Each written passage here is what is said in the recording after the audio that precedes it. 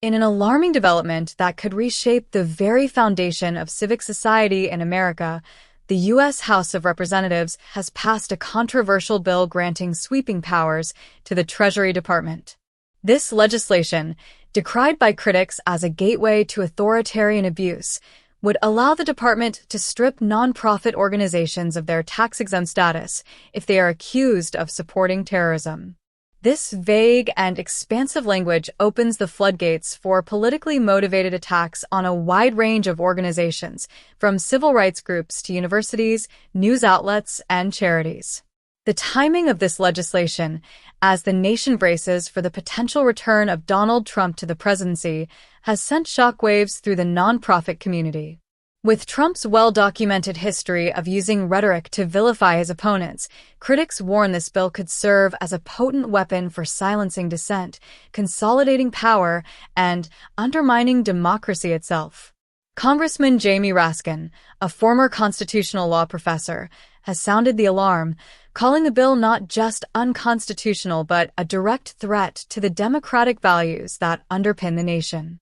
In this deep dive, we'll examine the details of this legislation, the implications for nonprofits, the reaction from both sides of the aisle, and what it means for the future of American democracy. From the chilling precedent it sets to the potential impact on organizations like Planned Parenthood and the American Civil Liberties Union, ACLU. This is a story that demands attention. Stay with us as we unpack the vote count, analyze the political strategy behind this move, and explore the Democrats' remaining options to counter what some are calling a Trump train of tyranny. The controversial bill, a breakdown. The legislation, which passed the House by a margin of 219 to 184, is built on a framework that critics say bypasses fundamental principles of due process. Under the proposed law, the Secretary of the Treasury would have the unilateral power to designate a nonprofit organization as a terrorist-supporting entity. This designation could be made without presenting evidence, meeting legal standards, or even providing the organization with a meaningful opportunity to contest the label. Congressman Jamie Raskin didn't mince words in his condemnation of the bill. He described it as a direct affront to constitutional principles, emphasizing that it flips the burden of proof onto the accused rather than the accuser. A sixth grader would know this is unconstitutional, Raskin declared in a passionate speech on the House floor. He highlighted the dangers of granting such unchecked power to the executive branch, especially under a leader like Trump, who has a track record of using the government as a tool for personal vendettas. The bill's provisions are as chilling as they are vague. Once an organization is labeled as supporting terrorism, it has 90 days to respond. However, the response must satisfy the Treasury Secretary, an official appointed by the President and potentially acting under direct orders. If the Secretary deems the response insufficient, the designation becomes final. The organization can then appeal to the judiciary, but the burden of proof rests entirely on them to disprove the accusation, a nearly impossible task given the opaque process and lack of access to evidence. Implications for nonprofits. The potential ramifications of this legislation are staggering. Nonprofits play a crucial role in American society, providing essential services, advocating for marginalized communities, and holding those in power accountable. Organizations like Planned Parenthood, the Sierra Club, and the ACLU could find themselves in the crosshairs of an administration eager to silence dissent. Even hospitals that perform abortions or universities that engage in progressive activism could be targeted, as Congressman Lloyd Doggett pointed out in a scathing critique. The bill doesn't just threaten the existence of these organizations, it also jeopardizes the broader ecosystem of civil society. Once a group is labeled as supporting terrorism, the stigma alone could scare off donors, sever partnerships, and cripple operations. This isn't just an attack on individual nonprofits. It's an attack on the very idea of free speech and open discourse. Trump's authoritarian playbook. This legislation aligns disturbingly well with Trump's authoritarian tendencies. Throughout his presidency, Trump demonstrated a penchant for vilifying his opponents and weaponizing language to frame them as enemies of the state. Immigrants were invaders. The media was the enemy of the people, and now, under this proposed law, nonprofits could be labeled as terrorist supporters without any evidence or due process. Critics argue that this bill is part of a broader strategy to consolidate power ahead of a potential second Trump presidency.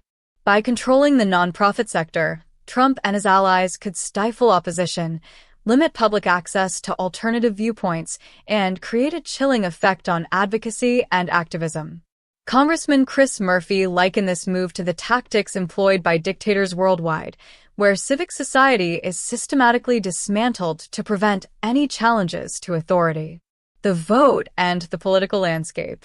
The bill's passage in the House underscores the deepening divisions in American politics. The 219 votes in favor came almost exclusively from Republicans, while the 184 opposing votes were largely from Democrats. This partisan split highlights the stakes for the Democratic-controlled Senate, where the bill's fate now hangs in the balance. Senate Democrats have vowed to fight the legislation, but the margin for error is razor-thin. With a slim majority, they will need every Democratic senator, along with possible support from independents and moderate Republicans, to block the bill. The challenge is compounded by the procedural hurdles in the Senate, where a filibuster could require 60 votes to overcome. The fight for democracy. For many Democrats, this battle is about more than defending nonprofits. It's about safeguarding the principles of democracy and ensuring that no administration, Republican or Democrat, can wield unchecked power over civil society. Congressman Doggett framed it as a fight against tyranny, warning that the bill would give Trump or any future president the power to act as judge, jury, and executioner over organizations they deem undesirable. This fight is also about preserving the role of nonprofits as a counterbalance to government power. Organizations like the ACLU, Human Rights Watch, and Amnesty International have long served as watchdogs, holding leaders accountable and advocating for justice.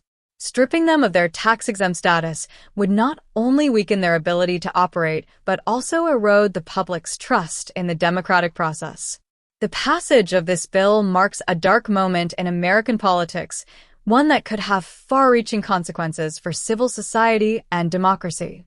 By granting the Treasury Department the power to unilaterally strip nonprofits of their tax-exempt status, Congress has opened the door to unprecedented abuse of power.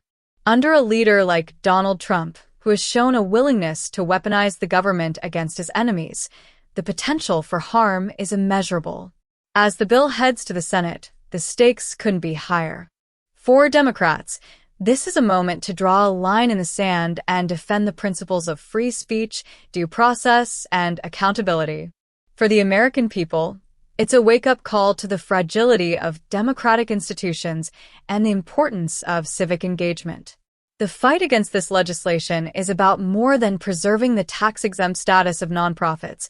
It's about standing up to authoritarianism and ensuring that the values of democracy endure for generations to come. Whether or not the Senate can block this bill, the battle for the soul of America is far from over.